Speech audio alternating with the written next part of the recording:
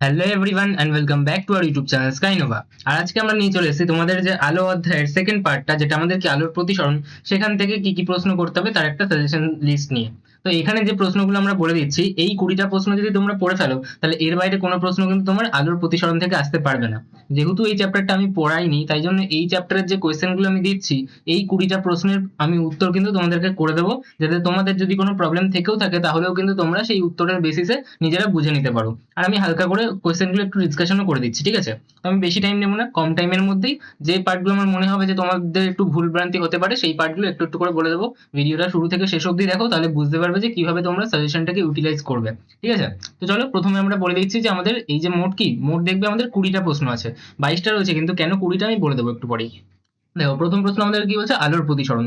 তো আমরা জানি যে এটা কি কোনো একটা মাধ্যম, সেই মাধ্যমে ধরে নাও এটা কি আমি একটা নির্দিষ্ট আপতন বিন্দুতে একটা অবিলম্ব অঙ্কন করেছি। কেন আপতন বিন্দু বলছি? কারণ এখানে আমাদের একটা আলো এসে পড়বে, তাহলে এটা আপাতিত আলোক রশ্মি। তাহলে ওর যাওয়ার কথা কোথায় ছিল? যদি মাধ্যমটা ভেদ করে যেত তাহলে এই পথে যাওয়ার কথা ছিল, কিন্তু তা হয় না। বরং কি হয়, হয় সে অবিলম্বের দিকে বেঁকে যায়। অবিলম্ব কোনটা? এই যে আমাদের লাইনটা, এটা অবিলম্ব। তাহলে অবিলম্বের দিকে বেঁকে যেতে পারে, বা অবিলম্ব থেকে দূরে সরে যেতে পারে, অর্থাৎ আলোটা এদিকে বেঁকে যেতে পারে। তাহলে এই যে আলো বেঁকে যাওয়ার ঘটনা, এই ঘটনাকেই কি বলা হয়? এই ঘটনাকেই বলা হয় হচ্ছে আমাদের আলোর প্রতিসরণ। বোঝে না কেন? কি মোচ যা, কাজ করছে না। যাই হোক, ঠিক আছে। নেক্সট কোশ্চেন আমাদেরকে কি বলছে, নেক্সট কোশ্চেনে চলে যাওয়া যাক। এটা থাক এরকম, না এবার কাজ করছে, ঠিক আছে। আহ, হয়ে গেছে। তারপরের কোশ্চেন কি বলছে যে প্রতিসরণ কোণ। দেখো, আমি সবসময় একটা কথা বলছি, মাথায় রাখবে, যখনই আমাদের কোণের কথা আসছে, কোণ কোথা থেকে মাপবো? আমরা মাপবো হচ্ছে আমাদের অভিলম্ব থেকে, ঠিক আছে? তাহলে দেখো, এই হচ্ছে আমাদের কি, আমাদের একটা আমাদের মাধ্যম, মানে একটা সেপারেশন লাইন আর কি। মাধ্যম, দুটো মাধ্যম, উপরে একটা মাধ্যম, নিচে একটা মাধ্যম, দুটো মাধ্যম লাগবে আমাদের। তাহলে আমি যখন এখানে একটা অভিলম্ব অঙ্কন করছি, ঠিক আছে, এখানে কি আমি একটা অভিলম্ব অঙ্কন করছি, এই অভিলম্ব থেকে ধরে নাও যে এইটা হচ্ছে কি আমাদের প্রতিসরণ, প্রতিসিত রশ্মি। তাহলে ওই প্রতিসিত রশ্মি এবং অভিলম্বের মধ্যে যে কোণ, তাকে আমরা বলবো হচ্ছে আমাদের আর ড্যাশ, যাকে আমরা বলবো হচ্ছে আমাদের প্রতিসরণ কোণ। তো আর ড্যাশ বা আর, আমরা তা দিয়ে ডিনোট করি কি আমাদের প্রতিসরণ কোণকে। যদি আমাদের প্রতিসিত রশ্মিটা এই দিকে বেঁকে যেত, তাহলে কি হতো, এই যে আমাদের অভিলম্ব, সেখান থেকে যে কোণ মাপছি আমরা, তাকে আমরা বলতাম আর ড্যাশ বা আর, যেটাকে আমরা কি বলতাম, প্রতিসরণ কোণ। অর্থাৎ আমাদের অভিলম্ব এবং আমাদের প্রতিসিত রশ্মি, তাদের মধ্যবর্তী যে কোণ, সেই কোণকে আমরা কি বলে থাকি, তাকে আমরা বলে থাকি হচ্ছে আমাদের প্রতিসরণ কোণ, ঠিক আছে? আচ্ছা, তারপরে কি বলছে? তারপরে বলছে যে একই মাধ্যমের মধ্যে দিয়ে যাওয়ার সময় কি কোনো আলোক রশ্মির প্রতিসরণ ঘটা সম্ভব? না। দেখো, একই মাধ্যম হলে হবে না। কেন বলো তো আমাদের এই প্রতিসরণটা ঘটে? কারণ দুটো মাধ্যম যখন আমাদের আলাদা আলাদা থাকে, ধরো এইটা আমাদের একটা সেপারেশন, ওপরে একটা আমাদের মাধ্যম, নিচে একটা মাধ্যম, ওপরে ধরো বায়ু মাধ্যম, নিচে ধরো জল মাধ্যম। তাই এই দুটো মাধ্যম দিয়ে যখন আলোটা যেতে যাবে না, তখন তার একটা গতির পরিবর্তন হয়। তো ওই যে গতিবেগের পরিবর্তনটা ঘটছে, ওই গতিবেগের পরিবর্তন ঘটার জন্য কিন্তু আমাদের কি হয়, প্রতিসরণ ঘটে। কিন্তু ওপরেও যদি আমাদের বায়ু থাকে, নিচেও যদি আমাদের বায়ু থাকে, তাহলে কি এখানে কোনো মাধ্যমের পরিবর্তন আছে? নেই। তাহলে দুটো মাধ্যম যদি এক হয়, তাহলে ওদের মধ্যে দিয়ে গতিবেগের কি কোনো পরিবর্তন ঘটবে? ঘটবে না। তাহলে আলোর গতিবেগ একই থাকবে দুটো মাধ্যমেই, তাহলে ওই সেপারেশনটা থাকার কিন্তু কোনো মানেই দাঁড়াবে না, কোনো কিন্তু তাহলে প্রতিসরণ আমাদের ঘটতে পারবে না। তাহলে প্রতিসরণ কখন ঘটে? প্রতিসরণ তখন ঘটে যখন আমাদের কাছে দুটো আলাদা আলাদা মাধ্যম রয়েছে। তাহলে একই সমসত্ব মাধ্যম হলে সেখান থেকে আমাদের যে আলোক রশ্মি, সেটা কি প্রতিসরণ করতে পারবে না। কারণ আলো যদি সমসত্ব মাধ্যম পায়, তাহলে সর্বদা সরল রেখায় গমন করে। এটাই আমাদের রে অপটিক্স, আমাদের মূল ধারণা, যে আমাদের আলো কি করে, সরল রৈখিক পথে চলে, ঠিক আছে? এবং ওই মাধ্যমে আলোর বেগের কোনো পরিবর্তন হয় না। এটা হচ্ছে আমাদের মেইন ফান্ডা। তাহলে প্রতিসরণ ঘটনার যেহেতু প্রধান শর্তই কি, যে মাধ্যম পরিবর্তন এবং আলোর বেগের পরিবর্তন, সেটা তো আমরা পাবো না। তাহলে কি একই মাধ্যমের ক্ষেত্রে আমাদের এটা কিন্তু প্রযোজ্য হবে না। বোঝা গেল? আচ্ছা, তারপর আমাদেরকে বলতে পারে যে শূন্যস্থান জল কাছে আমাদের সাধারণ গতিবেগ কত আমাদের আলোর, তো এটা মুখস্থ করে নেবে। আচ্ছা, 3 × 10⁸ মিটার পার সেকেন্ড, এটা কি আমাদের শূন্যস্থানে আমাদের জলের গতিবেগ, বা বায়ুতে বললেও আমরা একই কনসিডার করি। এটাকেই আমাদের যদি বলে সিজিএস এ বলতে, তাহলে কত হয়ে যাবে? তাহলে সেটা হয়ে যাবে 10⁻10 সেন্টিমিটার পার সেকেন্ড। এটাকেও আমি যদি সিজিএস এ বলি, তাহলে কত বলতে পারবো? 2.25 ইন্টু 10⁻10 সেন্টিমিটার পার সেকেন্ড। অর্থাৎ যদি আমি বলি মিটার পার সেকেন্ডে, তাহলে 10⁸ বলবো, 10⁸ বলবো। যদি আমি বলি সিজিএস এ, তাহলে আমি বলবো কত? 2 ইন্টু 10⁻10 সেন্টিমিটার পার সেকেন্ড। তাহলে সেন্টিমিটার পার সেকেন্ড করলে কত করতে হবে? 10⁻10 করে দিতে হবে, ঠিক আছে? আচ্ছা, তারপর বলছে আমাদের চ্যুতি কোণ কি। এবার ভালো করে বোঝো। ধরো এটা হচ্ছে আমাদের দুটো মাধ্যমের সেপারেশন লাইন, ঠিক আছে? তাহলে এই আমাদের কি, এটা আমাদের দ্বিতীয় মাধ্যমের সারফেস, আর এটা কি আমাদের প্রথম মাধ্যমের একদম শেষ। তাহলে আমাদের যখন প্রথম মাধ্যম থেকে আলো এসে আপতিত হলো, তাহলে এই আপাতন বিন্দুতে এটা কি আমাদের অভিলম্ব। এবার আলোটা তাহলে এই পথে যাওয়ার কথা ছিল, কিন্তু আলোটা এই দিকে বেঁকে গেল ধরে নিচ্ছি আমি, ঠিক আছে? তাহলে কি নিশ্চয়ই এদিকে ঘন মাধ্যম ছিল, আর এখানে লঘু মাধ্যম। ঘন থেকে লঘুতে গেলে তখন অবিলম্ব থেকে দূরে চলে যায়। দেখো, অবিলম্ব থেকে দূরে চলে গেছে। তাহলে এই পুরোটা কি, এই পুরোটা হচ্ছে আমাদের এখন প্রতিসরণ কোণ। এবার আমাকে একটা কথা বলো, ওর যাওয়ার কথা ছিল এই লাইন দিয়ে, তাই তো? সেখান থেকেও কতটা সরে গেল, সেইটাই হচ্ছে তার কিন্তু চ্যুতিকোণ। তাহলে কি বলবো, আলোক রশ্মি এক মাধ্যম থেকে অন্য মাধ্যমে যাওয়ার সময় প্রতিসরণের ফলে আদি পথ অর্থাৎ যে পথে যাওয়ার কথা সেখান থেকে যতটা কোণে বিচ্যুত হয় তাকেই আমরা বলি হচ্ছে আমাদের কি চ্যুতিকোণ। বোঝা গেল আমার কথাটা? তাহলে ঘন থেকে লঘু হলে এরকম হবে, আর যদি লঘু থেকে ঘন হয় তাহলে কি এর অপোজিট হবে। তা আমি যদি রাশিমালাটা বলতে চাই সেটা আমি তাহলে এখানে ভাঙিয়ে দেখি। দেখো আমি যদি বলি যে এইটা কি, এইটা আমাদের একটা কেস, এটা একটা কেস। প্রথমে আমি ধরছি আমাদের লঘু থেকে ঘনর কেস, ঠিক আছে? লঘু মাধ্যম থেকে ঘন মাধ্যমে প্রবেশ করছে। তারপর আমরা বলছি ঘন মাধ্যম থেকে আমাদের লঘু মাধ্যমে প্রবেশ করছে। তাহলে কি হবে, ধরো এই আমাদের একটা কি আলোক রশ্মি এসে আপাতিত হলো, তাহলে ওর যাওয়ার কথা ছিল কি এই বরাবর। এবার আমি কি করলাম, এই যে আমাদের আপাতন বিন্দু, এই আপাতন বিন্দুতে আমি একটা অভিলম্ব অঙ্কন করলাম, অর্থাৎ 90 ডিগ্রি অঙ্কন করতে হবে। তাহলে এই কি আমি একটা অভিলম্ব অঙ্কন করলাম। এবার লঘু থেকে ঘনতে এসছে, মানে এরকম ভাবো যে আমাদের একদম ফাঁকা ট্রেনে দাঁড়িয়ে ছিল, এখন কি সে বনগাঁ চলে এসেছে, ভি ট্রেন। তাহলে কি হবে, চেপে চেপে যাবে না? তো সেরকম হয়ে যাবে, ভেবে নাও এরকম। মেন কারণটা কেন হয়, আমাদের স্পিডের পরিবর্তনের জন্য। আলোর যে গতিবেগ সেটা কিন্তু আমাদের পরিবর্তন হয়ে যায়, ঠিক আছে? তাহলে ওইটার জন্য হয়। বাট আমরা ভাবার জন্য কি করতে পারি, এরকম ভাবতে পারি যে আমাদের প্রথমে কি ছিল, সে ফাঁকা ট্রেনে ছিল, এখন ভি ট্রেনে চলেছে, তাহলে কি চেপে যাবে। চেপে গেলে তাহলে কি হবে, আমাদের এই যে কালো রঙের কি অবিলম্ব, সেই অবিলম্বের দিকে কিন্তু চেপে যাবে। তাহলে এই পথে না গিয়ে কি হবে, এই পথে চলে যাওয়ার কথা। এই পথে যাওয়ার কথা ছিল, তাহলে হয় এদিকে বাঁকতে পারে, নয় এদিকে বাঁকতে পারে। কোন দিকে বাঁকবে, এই পথে না গিয়ে ও অবিলম্বের দিকে বেঁকে যাবে। বোঝা গেল? আচ্ছা এবারই যদি আমি বলি যে এই কেসটা উল্টো হয়েছে, কি বলছি, যে ঘন থেকে লঘুর দিকে গেছে, তাহলে যাওয়ার কথা ছিল এই বরাবর, তাহলে এই পথে যাওয়ার কথা ছিল। কিন্তু আমাদের যে আপাতন বিন্দু সেখানে আমি যদি একটা অবিলম্ব অঙ্কন করি, তাহলে এই দেখলাম একটা অবিলম্ব। এবার আমাদের মাধ্যমটা তো আমাদের আলাদা, একটা ঘন একটা লঘু। তাহলে যদি মাধ্যমটা আলাদা হয় তাহলে কি এদের মধ্যে গতিবেগের পরিবর্তন দেখা যাবে, যার ফলে কি হবে, আলোটা বেঁকে যাবে। তাহলে বেঁকবে কোন দিকে, এদিকে বেঁকবে না ওদিকে বেঁকবে। তাহলে এবার আমি বলবো যে অবিলম্ব থেকে দূরে বেঁকে যাবে। কেন? কারণ এরকম ভাবো যে প্রথমে আমি কি ছিলাম, বনগাঁ ছিলাম, তখন একদম চিপটে চুপটে ছিলাম। এবার আমি একটা ফাঁকা ট্রেনে চলে গেলাম, তাহলে কি ছড়িয়ে বসবো, ঠিক আছে? তাহলে তখন কি হবে, আমি দূরে সরে যাবো, ঠিক আছে? তাহলে এইটা কিন্তু হয়ে গেল। হয় না, ভিড় ট্রেনে থাকলে কি আমাদের হাত পা সব আমরা একদম কুজো মুজো করে এক জায়গায় ছোট্ট করে দাঁড়িয়ে থাকি, কিন্তু যেই ফাঁকা ট্রেন পাই তখন কি পা একদিকে হাত একদিকে, ঠিক আছে, একদম ছড়িয়ে নিজের মতো করে রাজার মতো করে বসে পড়ি আমরা, ঠিক আছে? তাহলে এইটাই আমাদের কেস। তাহলে এইবার আমি যদি এর মধ্যে অ্যাঙ্গেল গুলোর কথা বলি, তাহলে দেখো এইটা কি, এটা হচ্ছে আমাদের আপাতিত আলোক রশ্মি আই আর, এটা কি আমাদের অবিলম্ব নর্মাল এন। তাহলে তার মধ্যবর্তী যে কোণ অবিলম্বের সাথে আপাতিত আলোক রশ্মির কোণ, তাকে আমরা বলবো কি আপাতন কোণ। দেখো এটা আমাদের প্রতিষ্ঠিত রশ্মি, তাহলে আর ড্যাশ আর বলতে পারি। তাহলে প্রতিষ্ঠিত রশ্মি এবং এই যে এই কালো রঙের কি ছিল, এটা অবিলম্ব, তার মধ্যে যে কোণটা হবে তাকে কি বলবো, তাকে বলবো আমাদের আর ড্যাশ বা আমাদের আর, যেটা কি আমাদের প্রতিসরণ কোণ।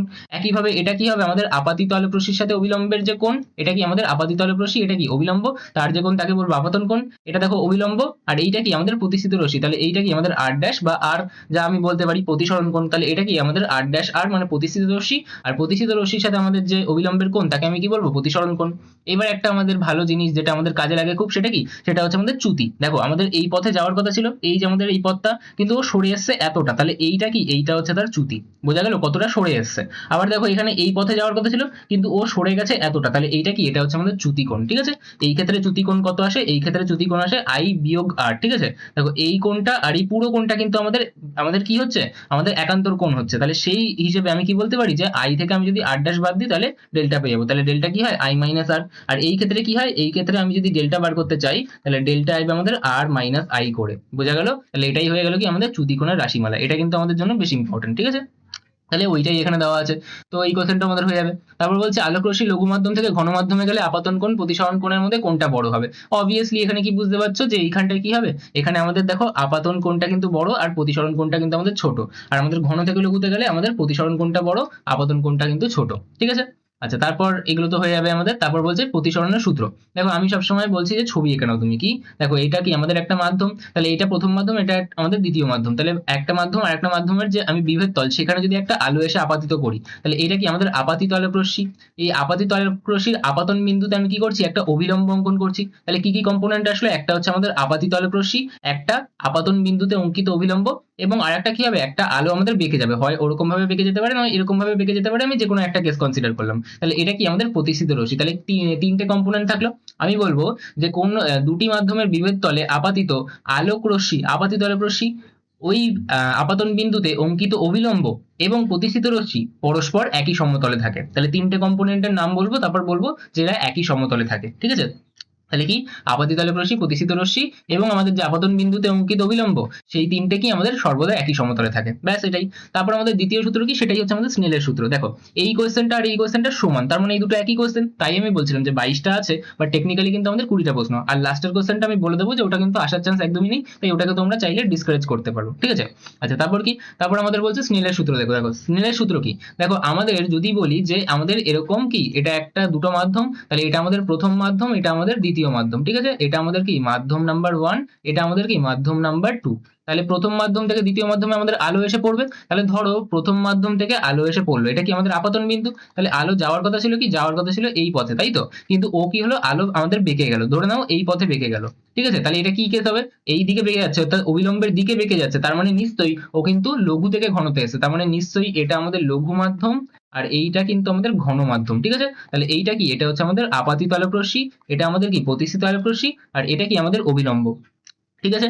এবার আমি বলছি যে প্রথম মাধ্যম সাপেক্ষে দ্বিতীয় মাধ্যমের প্রতিসরাঙ্ক। কি বললাম, প্রথম মাধ্যম সাপেক্ষে, এর নাম কি, এর নাম হচ্ছে এই যে প্রথমে কি আছে, প্রথম মাধ্যম সাপেক্ষে, কি আছে প্রথম মাধ্যম সাপেক্ষে, অর্থাৎ প্রথম মাধ্যমের সাপেক্ষে আমি বিচার করছি, প্রথম মাধ্যম সাপেক্ষে দ্বিতীয় মাধ্যমের প্রতিসরাঙ্ক। কি বলবো, দ্বিতীয় মাধ্যমের প্রতিসরাঙ্ক, প্রতিসরাঙ্ক, ঠিক আছে। তাহলে এইটা কিন্তু আমাদের যে আমাদের দ্বিতীয় যেটা আছে তার আমি প্রতিসরাঙ্ক বার করছি, আর প্রথমে যার লিখছি তার সাপেক্ষে আমি বার করছি জিনিসটা, ঠিক আছে। তাহলে refractive index of medium 2 with respect to medium 1, ঠিক আছে। এবার এটার ফর্মুলা কি হয় দেখো, সরি মানে এটা আমি কি বলবো, আমি বলবো যে এইটা আমাদের sine i divided by sine r হয়। অর্থাৎ আমি বলতে পারি দুটো নির্দিষ্ট মাধ্যম এবং নির্দিষ্ট বর্ণের আলোর ক্ষেত্রে আপাতন কোণ এবং আমাদের যে প্রতিসরণ কোণ, আপাতন কোণ আই এবং প্রতিসরণ কোণ আর, তাদের যে সাইনের অনুপাত সেটা একটা ধ্রুবক থাকে। এই ধ্রুবকটাই কি আমাদের মিউ, যেটা কি একটা ধ্রুবক, ঠিক আছে, যাকে আমরা 1 মিউ 2 বলতে পারি। বোঝা গেল আমার কথাটা। তাহলে এটাই হচ্ছে আমাদের কি স্নেলের সূত্র, তার গাণিতিক রূপ। গাণিতিক রূপ কিন্তু মাস্ট লিখতেই হবে, ঠিক আছে। তারপর লিখেও দেবে এটাই গাণিতিক রূপ, যেটা কিন্তু এখানে লিখে দেবে পরে যে কোনটা কি জিনিস, ঠিক আছে। আচ্ছা তারপর হচ্ছে আমাদের কি প্রতিসরাঙ্ক। দেখো প্রতিসরাঙ্ক কি, আলো যদি শূন্যস্থান বা বায়ু মাধ্যম থেকে অন্য কোনো মাধ্যমে প্রতিষ্ঠিত হয়, তাহলে আপাতন কোণের যে সাইন, প্রতিসরণ কোণের যে সাইন, ওইটাই কি দিচ্ছিল আমাদের মিউ দিচ্ছিল। তাহলে ওই যে 1 মিউ 2 বলছি, অর্থাৎ আমাদের এক মাধ্যম সাপেক্ষে অন্য মাধ্যম, ওটা যদি আমি শূন্যস্থান বা বায়ু মাধ্যম ধরি তাহলে আমি আর অত কিছু বলবো না, ঠিক আছে। তাহলে তখন আমরা ওটাকে ডিরেক্টলি মিউ বলে দেবো, আর ওটাই হবে আমাদের কি নর্মালি যদি আমাদের প্রতিসরাঙ্ক জিজ্ঞাসা করে তার ডেফিনেশন, ঠিক আছে। অন্যভাবে আমি যদি বলতে চাই, আমি এরকম বলতে পারি যে mu is equal to C by V. তাহলে আমি কি বলবো, আমি বলবো যে শূন্য স্থানে আলোর যে গতিবেগ এবং অন্য কোনো মাধ্যমে আলোর যে গতিবেগ, তাদের অনুপাত ওই মাধ্যমের আমাদের প্রতিসরাঙ্ক দেয়, এরকম ভাবে আমি বলতে পারি সংখ্যাটা। তাহলে ঠিক আছে, বোঝা গেল আমার কথাটা। তাহলে আমি কি বলবো, আমি ডেফিনেশনে বলবো শূন্য স্থানে আলোর বেগ সি এবং অন্য কোনো নির্দিষ্ট মাধ্যমে আলোর বেগ ভি, তাদের অনুপাতকে ওই মাধ্যমের প্রতিসরাঙ্ক আমাদের মিউ বলা হয়। বোঝা গেল।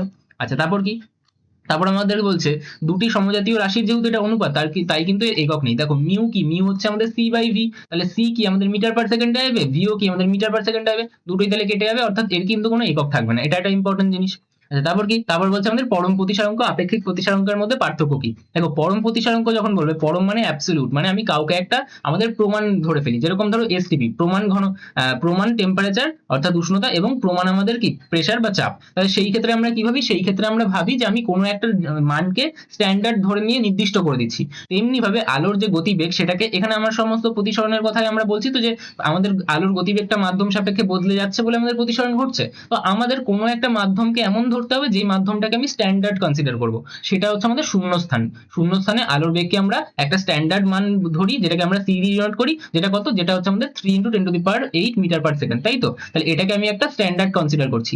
এবার এই শূন্যস্থানে আলোর যে গতিবেগ, তার সাপেক্ষে আমি যদি কখনো প্রতিসরাঙ্ক বার করি, তাহলে সেটাকে আমরা বলবো পরম প্রতিসরাঙ্ক। তাহলে আলোক রশ্মি শূন্যস্থান থেকে অন্য কোনো মাধ্যমে যদি আসে, তাহলে তখন যে প্রতিসরাঙ্কটা পাবো তাকে আমরা বলবো ওই মাধ্যমের পরম প্রতিসরাঙ্ক। কিন্তু যদি আপেক্ষিক প্রতিসরাঙ্ক বলি, তাহলে কি করব, আমি শূন্যস্থানের কথা ভাববো না, তাহলে আমি প্রথম মাধ্যম সাপেক্ষে দ্বিতীয় মাধ্যমের প্রতিসরাঙ্ক বার করব। সেটা তাহলে কি আসবে, সেটা আসবে আমাদের সাইন আই বাই সাইন আর, বা ওটা আমরা বলবো না, আমরা অন্য একটা বলবো। কি বলবো, এই ইরেজারটা কেন কাজ করছে না, এখান থেকে কাজ করবে। যাই হোক, তাহলে এটা আমি কি বলবো, এটা আমি বলতে পারি, দেখো অনেকগুলোই বলতে পারি। আমি বলতে পারি যে mu 2 divided by mu 1। Mu 2 মানে কি, মিউ 2 মানে হচ্ছে আমাদের দ্বিতীয় যে মাধ্যমটা তার পরম প্রতিসরাঙ্ক, আর মিউ 1 মানে কি, মিউ 1 মানে হচ্ছে প্রথম মাধ্যমটার পরম প্রতিসরাঙ্ক। দেখো পরে যেটা আছে তাকে আমি আগে লিখবো, ঠিক আছে, আর আমাদের প্রথমে যে আছে অর্থাৎ যার সাপেক্ষে আমি বার করছি তার পরম প্রতিসরাঙ্ককে আমি কিন্তু নিচে রাখবো, ঠিক আছে। আচ্ছা এটাকেই আবার আমি লিখতে পারি v1 বাই v2, বা আমি লিখতে পারি λ1 বাই λ2। এখানে v মানে কি, v মানে হচ্ছে আমাদের বেগ, কার বেগ, আমাদের আমাদের আলোর বেগ, তার মানে প্রথম মাধ্যমে আলোর যে বেগ সেটা হচ্ছে v1, আর আমাদের দ্বিতীয় মাধ্যমে আলোর যে বেগ তাকে বলছি আমরা v2। ঠিক আছে, আচ্ছা প্রথম মাধ্যমে আলোর যে তরঙ্গ দৈর্ঘ্য হচ্ছে ওই তরঙ্গ দৈর্ঘ্যকে আমরা কি বলছি λ1, আর দ্বিতীয় মাধ্যমে আলোর যে তরঙ্গ দৈর্ঘ্য তাকে আমরা বলছি কি λ2। তাহলে এখানে v কি, v হচ্ছে আমাদের বেগ এবং ল্যামডা কি, ল্যামডা হচ্ছে আমাদের তরঙ্গ দৈর্ঘ্য। ঠিক আছে, তো এখান থেকে সম্পর্ক আমি যেটা বললাম এটা লিখে দেবে, যখন সম্পর্ক লিখতে বলবে তখন শুধু এইটুকু লিখলেই কিন্তু তোমাদের কাজ চলে যাবে, এটাই কিন্তু আমাদের সম্পর্ক। ঠিক আছে, কারণ তোমাকে বলেছে যে এইটা কি, এটা হচ্ছে আমাদের কি, এটা হচ্ছে আমাদের আপেক্ষিক প্রতিসরাঙ্ক। এটা কি, এটা হচ্ছে আমাদের আপেক্ষিক প্রতিসরাঙ্ক, অর্থাৎ প্রথমটার সাপেক্ষে আমি কিন্তু পরেরটার বার করছি, তাই তো, 1 নম্বরের সাপেক্ষে আমি 2 নম্বরের মাধ্যমের প্রতিসরাঙ্ক বার করছি, সেটা আমাদের আপেক্ষিক প্রতিসরাঙ্ক। এবার এইটা কি, এই যে μ2 বা μ1 এগুলো কি, এগুলো হচ্ছে আমাদের পরম প্রতিসরাঙ্ক। এগুলো কি, এগুলো হচ্ছে আমাদের পরম প্রতিসরাঙ্ক। কার পরম প্রতিসরাঙ্ক? মাধ্যম 2 এর পরম প্রতিসরাঙ্ক। তাহলে মাধ্যম 2 এর পরম প্রতিসরাঙ্ক কিন্তু μ2, আর μ1 কি, মাধ্যম 1 এর পরম প্রতিসরাঙ্ক। তাহলে মাধ্যম 1 এর পরম প্রতিসরাঙ্ক। বোঝা গেল আমার কথাটা? ঠিক আছে, আচ্ছা ভি মানে কি, ভি মানে হচ্ছে আমাদের বেগ, কার বেগ, আলোর বেগ। আর ল্যামডা মানে কি, ল্যামডা মানে হচ্ছে আমাদের তরঙ্গ দৈর্ঘ্য। ল্যামডা মানে কি, ল্যামডা মানে হচ্ছে আমাদের তরঙ্গ দৈর্ঘ্য বা ওয়েভলেন্থ। ঠিক আছে, এটা আমরা ডিটেলসে কোথায় পড়ি, আমাদের তরঙ্গ দৈর্ঘ্য চ্যাপ্টারে পড়ি, মানে সরি আমাদের আলোক তরঙ্গ চ্যাপ্টারে পড়ি। ঠিক আছে, আচ্ছা তারপর কি বলছে যে কোনো মাধ্যমের প্রতিসরাঙ্ক কোন কোন বিষয়ের উপর নির্ভর করে। দেখো আমাদের যদি বলে যে কোনো প্রতিসরাঙ্ক কোন কোন বিষয়ের উপর নির্ভর করে, তাহলে আমরা 3টে জিনিস বলবো। একটা বলবো তো মাধ্যমের প্রকৃতি, কেন, কারণ ঘন মাধ্যম না লঘু মাধ্যম তার উপর ডিপেন্ড করবে। দেখো দুটো মাধ্যমের মধ্যে আমি যখন কম্পারিজন করছি তার ভিত্তিতে আমি এটা বলছি। বলো তো বায়ু মাধ্যম আর জল মাধ্যমের মধ্যে কে আমাদের ঘন হবে, তাহলে জল। এবার বলো জল আর কাচের মধ্যে কে ঘন হবে, তাহলে তখন কাচ। তাহলে তখন কিন্তু আমাদের জলটা আবার লঘু হয়ে গেল, অর্থাৎ জল কিন্তু লঘু মাধ্যম না ঘন মাধ্যম, এটা প্রশ্ন করলে এটা ভুল প্রশ্ন। আমাকে বলতে হবে দুজনের সাপেক্ষে। যেমন আমি বললাম যে রাম না শ্যাম কে বেশি বুদ্ধিমান, তাহলে বলতে পারি শ্যাম বুদ্ধিমান। কিন্তু আমি এরকম প্রশ্ন করতে পারবো না যে শ্যাম কি বেশি বুদ্ধিমান, কার সাপেক্ষে, কারোর একটা সাপেক্ষে বলতে হবে তো। তাহলে দুজনকে নিতে হবে, তাদের মধ্যে তুলনা করে আমি বলতে পারবো যে কে ঘন মাধ্যম কে আমাদের লঘু মাধ্যম। ঠিক আছে, আচ্ছা তারপর কি, তারপর আমাদের বলছে যে আলো, মানে ওইগুলো আমাকে এক্সপ্লেন করতে বলেছে যে আলোর গতিবেগের উপর কিভাবে নির্ভর করে। দেখো আমরা জানি একটা ফর্মুলা যেটা হচ্ছে কি mu is equal to C by V. তাহলে এখানে দেখো একজন কিন্তু আমাদের কিসে আছে, একজন আমাদের ভাগের কম্পোনেন্টে আছে, দেখো ভাগের কম্পোনেন্টে রইলো। ঠিক আছে, আরেকজন কি আছে, আরেকজন কিন্তু দেখো এখানে আমাদের গুণের কম্পোনেন্টে আছে। তাহলে যখনই এরকম একজন গুণের কম্পোনেন্টে থাকবে, একজন ভাগের কম্পোনেন্টে থাকবে, একজন নিউমারেটরে আছে, একজন ডিনোমিনেটরে আছে, তখন কিন্তু তাদের মধ্যে কি হয়, ব্যস্তানুপাতিক সম্পর্ক হয়। তাহলে এরা কি হবে, ব্যস্তানুপাতিক সম্পর্কে হবে। অর্থাৎ আমি কি বলতে পারি, আমি বলতে পারি যে আমাদের যদি মিউ বৃদ্ধি পায় তার মানে আমাদের ভি কমবে, আর যদি আমার মিউ কমে তাহলে ভি কিন্তু বৃদ্ধি পাবে। এবং আরো স্পেসিফিক্যালি আমি কি বলতে পারি যে মিউ যতগুণ বৃদ্ধি পাবে ভি ততগুণ কমবে, মিউ যতগুণ কমবে ভি ততগুণ বৃদ্ধি পাবে। কেন, কারণ কনসিডারিং আমার সিটা কি, আমাদের আলোর গতিবেগ আমাদের শূন্য স্থানে, সেটার মান হচ্ছে 3 × 10⁸ মিটার পার সেকেন্ড। তাহলে এটা তো একটা ধ্রুবক, তাহলে ধ্রুবক তুললে আমি কি বসাতে পারি, তার জায়গায় ভ্যারিজাস চিহ্ন বসাতে পারি। বোঝা গেল? আচ্ছা তারপর আমাদের আলোক বর্ণের উপর নির্ভরতা, এটা আমরা আরো ডিটেলসে কোথায় পড়বো, এটা আমরা ডিটেলসে পড়বো আলোক তরঙ্গ চ্যাপ্টারে। ঠিক আছে, তো আমরা জানি যে নির্দিষ্ট কোনো মাধ্যমের প্রতিসরাঙ্ক ভিন্ন ভিন্ন বর্ণের আলোর জন্য কিন্তু আলাদা আলাদা হয়। কেন হয়, কারণ ওই যে আমাদের আলোগুলো আছে তাদের বর্ণের সাপেক্ষে তাদের তরঙ্গ দৈর্ঘ্য ডিফারেন্ট করে। কেন এক একটা আলো এক এক রকম বর্ণ নির্ধারণ করে, কারণ তাদের তরঙ্গ দৈর্ঘ্যটা আলাদা। লালের তরঙ্গ দৈর্ঘ্য সব থেকে বেশি, বেগুনি তরঙ্গ দৈর্ঘ্য সব থেকে কম। তাহলে যার তরঙ্গ দৈর্ঘ্য বেশি হতে থাকবে তত কিন্তু আমাদের যে কালারটা আছে সেই কালারটা চেঞ্জ করবে। সব থেকে কম তরঙ্গ দৈর্ঘ্য বেগুনির, একটু তরঙ্গ দৈর্ঘ্য বেশি হয়ে গেল নীল হয়ে গেল, তারপর আরেকটু তরঙ্গ দৈর্ঘ্য বেশি হয়ে গেল আকাশী হয়ে গেল, আরেকটু তরঙ্গ দৈর্ঘ্য বেশি হয়ে গেল সবুজ হয়ে গেল, আরেকটু তরঙ্গ দৈর্ঘ্য বেশি হয়ে গেল তাহলে হলুদ হয়ে গেল, তারপর কমলা, তারপর লাল। এরকম ভাবে সব থেকে বেশি তরঙ্গ দৈর্ঘ্য কার থাকে, আমাদের লালের থাকে। তাহলে এগুলোর উপর ডিপেন্ড করছে। তাহলে আমি ওয়ান শট আমি বলতে পারি যে আমি বেনিয়া সহকলাকে যদি পাশাপাশি রাখি তাহলে বাম থেকে ডান দিকে গেলে আমাদের যে আলোর বেগ সেটা কিন্তু আমাদের বৃদ্ধি পাবে। তাহলে সব থেকে বেশি আলোর বেগ কোন বর্ণের হবে, লাল বর্ণের আলোর বেগ হবে। ঠিক আছে, আর সব থেকে কম আলোর বেগ কার হবে, বেগুনি বর্ণের আলোর হবে। যদি বলি আলোর তরঙ্গ দৈর্ঘ্যের কথা, তাহলে সব থেকে বেশি আলোক তরঙ্গ কার থাকবে, আমাদের থাকবে হচ্ছে আমাদের লাল বর্ণের। আর যদি বলি প্রতিসরাঙ্ক, তাহলে এটা বেগের বা তরঙ্গ দৈর্ঘ্যের ঠিক বিপরীত। তাহলে সব থেকে আমাদের যখন কোনো একটা বর্ণের আলো যাবে তখন মাধ্যমের প্রতিসরাঙ্ক সব থেকে কম কোথায় পাবো, বাম থেকে ডান দিকে গেলে সব থেকে কম পাবো, তাই তো। তাহলে কি লালে গেলে সব থেকে কম পাবো। বোঝা গেল? তাহলে আমি বলতে পারি বেগুনি আলোর বেগ সব থেকে কম হয়, বেগুনি আলোর ক্ষেত্রে মাধ্যমের প্রতিসরাঙ্ক সব থেকে বেশি হবে। এইটার কি, এইটা সব থেকে বেশি হবে, আর যত আমি এদিকে যাবো তত কি আমাদের প্রতিসরাঙ্কটা হ্রাস পাবে। ঠিক যেরকম পর্যায় সারণীতে করেছিল সেরকম ভাবে বুঝবে যে বাম থেকে ডান দিকে গেলে কি হচ্ছে, সেটাই আমি নিচে লিখে দিয়েছি। ঠিক আছে, আচ্ছা তারপর কি, তারপর বলছে আপাতন কোণ বাড়লে মাধ্যমের প্রতিসরাঙ্ক বাড়বে না কমবে। ঠিক আছে, দেখো, আপাতন কোণ যদি আমাদের বাড়ে বা কমে তার সাথে আমাদের মাধ্যমের প্রতিসরাঙ্কর কিচ্ছু চেঞ্জ হবে না। কেন? কারণ আমরা জানি যে মিউ ইজ ইকুয়াল টু কি sine i divided by sine r. এবার এই মিউটা কি, মিউটা আমি বলেইছিলাম স্নেলের সূত্রে যে আমাদের আপাতন কোণের সাইন এবং প্রতিসরণ কোণের সাইনের অনুপাত একটা ধ্রুবক হয়। তাহলে আমাদের যদি আই কে আমি চেঞ্জ করি, ঠিক আর অটোমেটিক অ্যাডজাস্ট হয়ে যাবে, তাদের অনুপাতটা, সাইনের অনুপাতটা গিয়ে কিন্তু একটা ধ্রুবকই দেবে। ধ্রুবক দেবে মানে কি, সেটা আর পরিবর্তন হবে না, সেটা চেঞ্জ হবে না। তাহলে যখন আমি আই কে চেঞ্জ করব, অটোমেটিক্যালি আমাদের আর চেঞ্জ হয়ে যাবে এবং তাদের সাইনের অনুপাতটা একটা ধ্রুবকই দেবে আমার কাছে। বোঝা গেল? তাহলে কিন্তু এটা আমাদের প্রতিসরাঙ্কের উপর কোনো এফেক্টই ফেলবে না। তাহলে এটাই আমার এখানে লেখা আছে, পরীক্ষায় কিভাবে লিখতে হবে এখানে কিন্তু ভাষায় লেখা আছে, তোমরা একবার পড়ে নেবে। তারপর কি বলছে, তারপর বলছে স্নেলের সূত্রের একটা সীমাবদ্ধতা উল্লেখ করো। দেখো, আমি যদি বলি যে আমার কাছে কোনো একটা এরকম বিভেদ তল রয়েছে, ঠিক আছে, বিভেদ তলে এরকম দাগ দেওয়াটা উচিত না, তবে আমি দাগটা মুছে দিচ্ছি। ঠিক আছে, এই বিভেদ তলে আমাদের কোনো একটা আলো তির্যক ভাবে আসলো, তাহলে সে কিন্তু আমাদের এদিক বেঁকে যেতে পারে বা এদিক বেঁকে যেতে পারে, এটা কিন্তু আমাদের কাজ করলো। কিন্তু আমি যদি এখন বলি যে আমাদের আলোটা লম্ব ভাবে এসছে, তাহলে আমি কি বলবো? তাহলে দেখো, আলোটা আমাদের লম্ব ভাবে এসছে, তাহলে এটাই কি আমাদের অভিলম্ব বরাবর এসছে, তাহলে আলো কিন্তু তখন সোজা চলে যায়, তাহলে তখন কিন্তু কোনো প্রতিসরণ ঘটলো না। আর এই ক্ষেত্রে আমি তাহলে কি বলতে পারি যে আমাদের আপাতন কোণ অভিলম্বের উপরে আসছে, অর্থাৎ লম্ব আপাতন, তাহলে তখন কি হয়, I is equal two 0 degree হয়। আমি আগের দিনই যে অঙ্কের সেশনটা দিয়েছি, অঙ্কের সেশনে রয়েছে। আর প্রতিসরণ কোণটাও এখানে কি হবে, আমাদের 0 ডিগ্রি হবে। ঠিক আছে, এইটাই তো আমাদের অভিলম্ব, তার উপরেই আমাদের রশ্মিটা যাচ্ছে, তাহলে কি এটাই প্রতিষ্ঠিত রশ্মি। মাধ্যম ভেদ করে যে রশ্মিটা আমাদের যাচ্ছে তার অ্যাকচুয়ালি আমাদের কোনো চ্যুতি হয়নি। ঠিক আছে, তাহলে চ্যুতিটা আমাদের কি, চ্যুতিটাও আমাদের কি 0, ডেল্টাও আমাদের 0।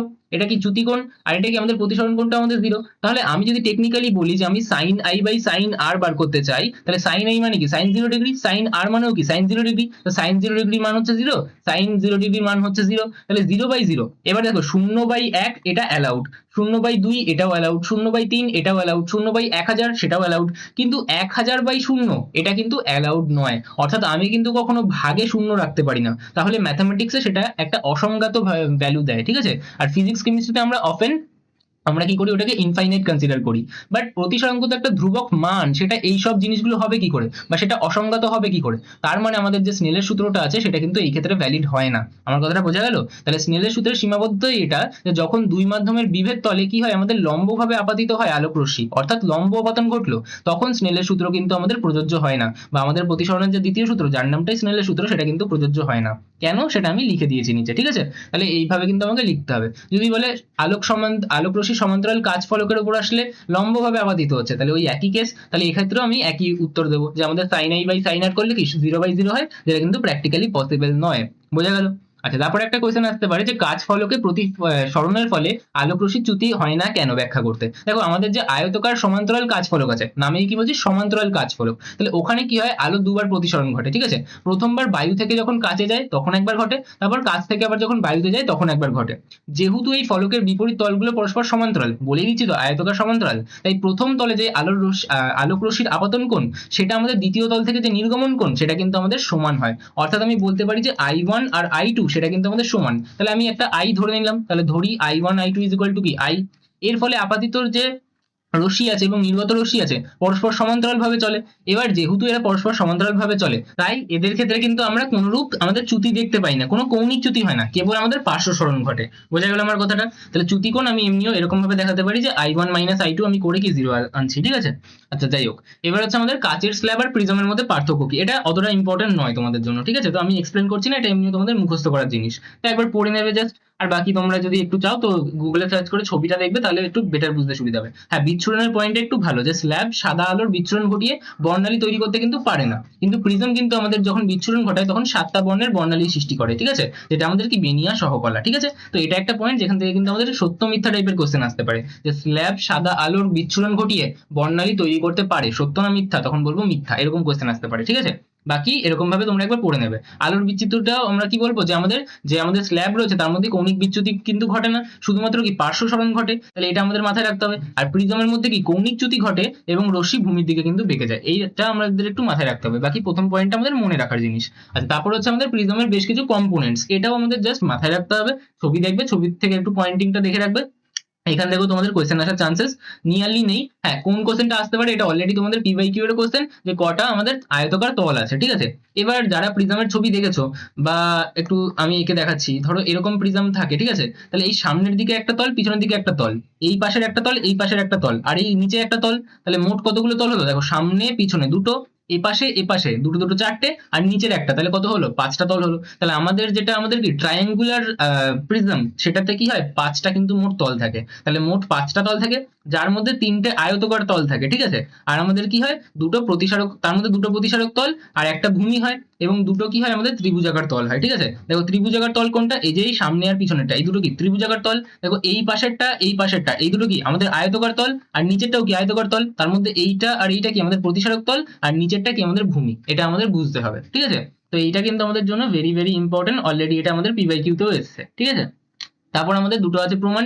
প্রমাণ তো এখন করিয়ে টাইম ওয়েস্ট করা যাবে না, তাহলে ভিডিও অনেক লেন্দি হয়ে যাবে। তো কমেন্ট বক্সে বলবে যে প্রমাণ তোমাদের যদি ডাউট থেকে থাকে বা প্রমাণ তোমরা না পেরে থাকো, তো দেখছি যদি টাইম করে করতে পারি তোমাদের পরীক্ষার আগে। আচ্ছা, তারপর কি আমাদের ন্যূনতম চ্যুতিকোণ, এটা কিন্তু বেশ ইম্পর্টেন্ট আমাদের জন্য। ন্যূনতম চ্যুতিকোণ কি? প্রিজমের ক্ষেত্রে আপতন কোণের মান ক্রমাগত পরিবর্তন করলে একটা নির্দিষ্ট আপতন কোণের জন্য চ্যুতিকোণের মান কিন্তু সর্বনিম্ন হয়ে যায়। এটা আমরা গ্রাফ দিয়ে ভালো বুঝতে পারবো। গ্রাফটা কেমন হয়? দেখো এই যে এটা কি আমাদের চ্যুতিকোণের গ্রাফ। আমি চ্যুতিকোণ এবং আমাদের যে আপতন কোণ তাদের গ্রাফ প্লট করলাম। আমি দেখলাম যে আমি যত এখানে ধরো আমাদের কি আছে, এখানে আমাদের আপতন কোণ 0, তারপর 1 2 করতে করতে আমি আপতন কোণ কি বাড়াবো।